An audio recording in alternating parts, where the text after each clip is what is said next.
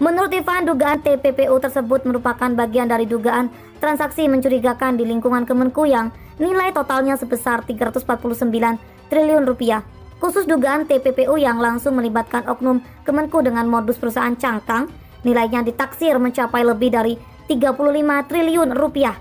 Diduga tindak pidana pencucian uang ini melibatkan 461 aparatur sipil negara, ASN Kemenku, 11 ASN kementerian atau lembaga lain, dan 294 non-ASN. Ivan mengatakan dugaan TPPU dengan modus perusahaan cangkang tersebut sudah dilaporkan PPATK ke Kemenku. Berikut nama oknum dan daftar perusahaan cangkangnya.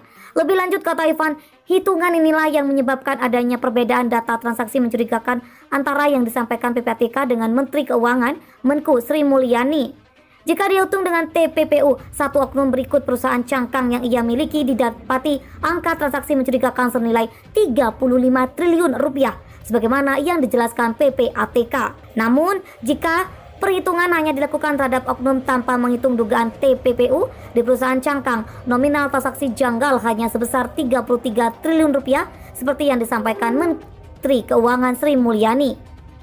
11 pegawai dari 42 tidak ditemukan indikasi pelanggaran. Jadi statusnya clear sampai saat pemeriksaan dilakukan. Nah kan? Kemudian 31 pegawai perlu tindak lanjut. Nah, nanti saya uraikan yang ditanya seperti apa statistiknya. Teman-teman sekalian, yang kita panggil kemarin itu, karena ini kan sebenarnya rutin ya.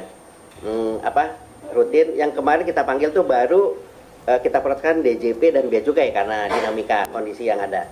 Kita juga panggil nanti dari unit eselon 1 yang lain juga kita panggil ada. Gitu, bukan hanya DJP atau Bea Cukai. Nah, dari 31 pegawai yang perlu tindak lanjut itu, ya kan, untuk Direktorat Jenderal Pajak ada 5 pegawai kena hukuman disiplin berat. Ya, 5 pegawai. Kemudian ada 3 pegawai kena hukuman sedang.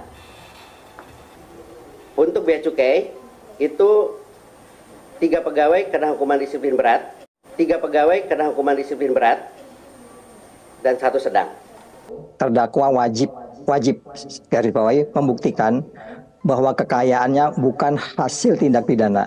Jadi artinya kalau dia nggak bisa buktikan, ya udah lu masuk gitu. Jadi maksud saya, kalau kembali ke pertanyaan tadi, mungkin ada strategi ya teman-teman ya. Saya membayangkan dulu kalau pernah di sana kadang-kadang suka sebel, kok lama gitu ya. Tadi kehati-hatian itu ya, kita selalu bikin berupaya prudent gitu. Cuman pertanyaannya, ini menjadi kita kelihatan tidak sabar karena memang udah terungkap ke publik. Itulah salah satu sebab kenapa penyelidikan itu kalau dilakukan dari awal, termasuk meneliti orang-orang yang memiliki LHKPN yang dicurigai ini atau katakanlah laporan LHA-nya PPATK dijalankan, akan lebih baik. Kalau sekarang ini kan udah muncul ke publik. Sebenarnya kasus-kasus besar itu ada yang setahun, setahun lebih, lama memang. Tapi karena ini udah muncul di publik, seharusnya jadi prioritas.